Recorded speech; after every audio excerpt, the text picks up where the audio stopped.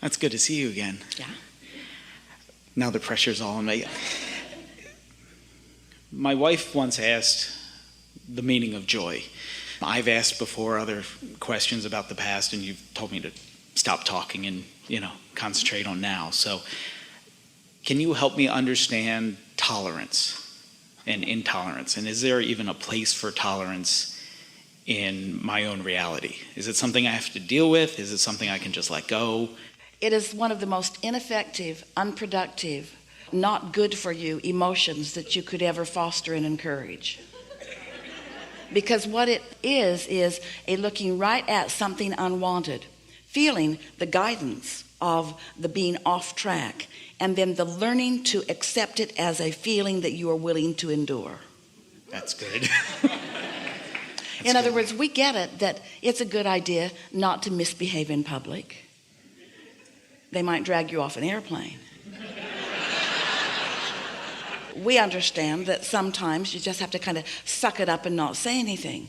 But when you deliberately practice recognizing an emotion that doesn't feel good, which means every time my inner being is looking at this differently, but I'm choosing to stay focused upon it in opposition to my inner being, so the knot still remains in my stomach, but I don't do anything about it. And in fact, in an attitude of seeking tolerance, most humans would say tolerance is not liking it and just accepting it, while intolerance might mean not liking it and throwing a fit.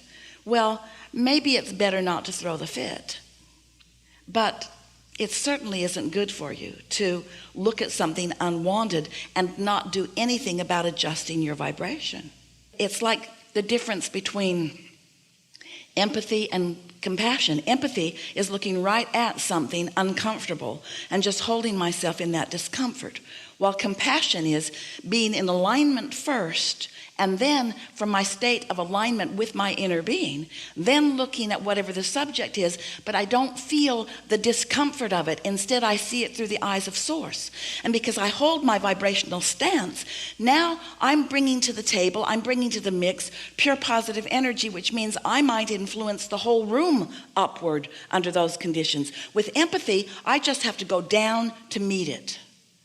Where with compassion, I stay with who I am.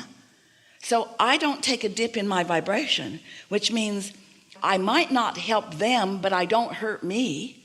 And there's a stronger probability that they may come upward if we're able to play together longer with me feeling and behaving in my physical form like my inner being always behaves. Esther said to us early on, when she began understanding emotions and where we stood in relationship to her, and one day in the midst of strong negative emotion, she said to us, Abraham, I think you should come over here with me so that I don't feel so bad.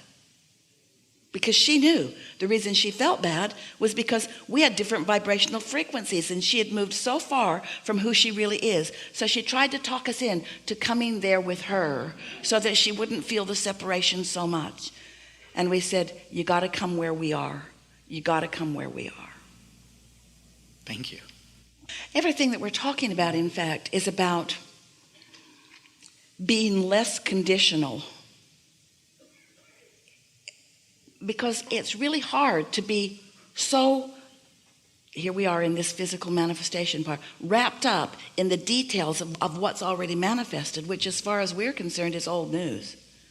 It's like gum that you've chewed all the flavor out of. The juice isn't there. So here's this life experience that you're giving your attention to, and as you give your attention to it, then you want to feel good, of course. And so you become, as an individual or as a parent or as an employer, as a mass consciousness, you become demanding of the details of your reality, because when you look at something that feels good to you, you say, oh, I'd like more of that. And when you look at something that feels bad to you, you say, I want less of that. So you start passing laws. We will not stand for that. We want more of that. Problem is, you can't come into any agreement about what you really think you need in order to feel good. Have you noticed? Different people want different things, and the world is a big enough place for you to all be able to find satisfaction in the diverse world in which you are living. But when you believe that that condition has to change before you can feel good, now you are attempting to control the uncontrollable. You see, you've got to find a way. And that's what a lot of people call tolerance. I know I can't control it, so I'll just suffer about its existence. But that suffering festers until there are rebellions, have you noticed? Where unconditional love or unconditional alignment is because you are no longer believing that over here where all the flavors already chewed out of the gum is where it's at. Unconditional love is where you understand that there is a vibrational reality that is in the state of becoming, and you give your undivided attention to the unconditioned. You give your undivided attention to what you are wanting to allow to become. Did you feel that? We'll talk more about it as we move along. The other thing I wanted to ask is being raised, and my parents did a wonderful job. I love them very much, and I kind of figured out who I was along the way. But I fear that what I think I am or who I am is attracting things that I don't want. My family has gone through a couple years of some pretty heavy medical situations. Well, before you go further, we just want to clear some things up. It is natural that as you are, as you say, being raised, or as you are moving through time, that you undoubtedly, everyone does, you've picked up some beliefs along the way that may not be serving you. And a belief is just a thought that you continue to think, and a belief is just a thought that has some momentum going. But here's the thing, you never need to worry, because you have beliefs that served you as you were moving along. And as you've been becoming more and more and more who you are, so let's say you're standing in the midst of something unwanted. After a long time of believing something, now let's say you're standing in the midst of now experiencing or witnessing something that you don't want. Well, that contrast is causing you to launch more clarification into your vortex, a sort of amended desire.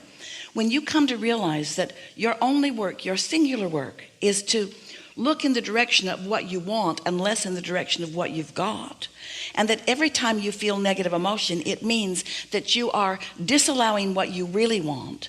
It is not difficult to let go of old beliefs, and it is not a good idea to condemn the old beliefs, because many of them served you as you were moving along. When you were really little, you liked little chairs. There were a lot of things that were meaningful to you when you were younger that are no longer meaningful to you. In other words, it's normal that things would continue to evolve. But as long as you get it, that the true evolution of who you are, let's say this in a way you've never heard it before. So you were before you came into this physical body. Do you accept that? And that larger part of you still remains as your soul or inner being or God force. So let it be also logical to you that as you are out here on this leading edge, can you hear this? We're not saying out here on this exploratory edge or on this being tested edge. We're not saying out here being tried. There's so much belief that doesn't serve you that goes something like, well, my inner being or God or whatever you want to call this non-physical energy is all complete and perfect. And the reason that it's all complete and perfect is because it's already proven itself, and now I'm here in the process of proving myself. No, that is not what's happening. You are an extension of that, and you are living the leading edge of that.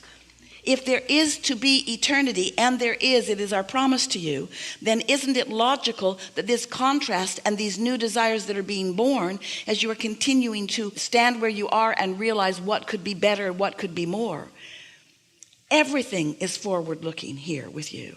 And so when you get a glimpse of something you want and you acknowledge it from your vantage point, and your inner being gives undivided attention to it, now it has already become, this new reality has already become in the vibrational ethers. And even with the worst stories that you as humans tell about the becoming of your earth, and they're pretty bad stories that you tell, but there is an understanding that the thoughts are turning to things, that there was consciousness that then brought this reality into being. And that consciousness that brought this reality into being is still bringing that reality into being. And you are a part of that consciousness that is continuing to bring that reality into being. So here you are. You get to do the choosing and the asking. Source rendezvous with that, shores it up, gathers cooperative components, and makes certain that the evolution that you've discovered will take place. And the only thing that ever goes not wrong, but ever is uncomfortable, is that you who discovered it, you who asked for it, you who gave birth to it, you who created it, deprive yourself of it by continuing to hold yourself in the old reality rather than going with the new reality that you carved out. That's the best that we've ever said it. And so your emotions tell you whether you're going along with what you've created. And we want to know why there is this humble insecurity in you still that doesn't let you believe that you matter enough that you gave birth to it, and that you matter enough that Source took it seriously, and that you matter enough that Source has brought it through law of attraction into a vibrational reality, but that you must discover the revealing of it through your reception. That's really all that's going on here. So as you begin looking more toward what you've created and less at what's already been created, as you look more toward the new and less what's finished, then you begin to feel that infusion of this energy that creates worlds flowing through you. And that's what that joy is that you were talking about in your beginning statement. That's what joy is. Joy is the discovery of the new desire, and then the allowing myself to align with that desire, and then to get to experience, to get to witness universal forces and source energy bringing about the creation that I have decided.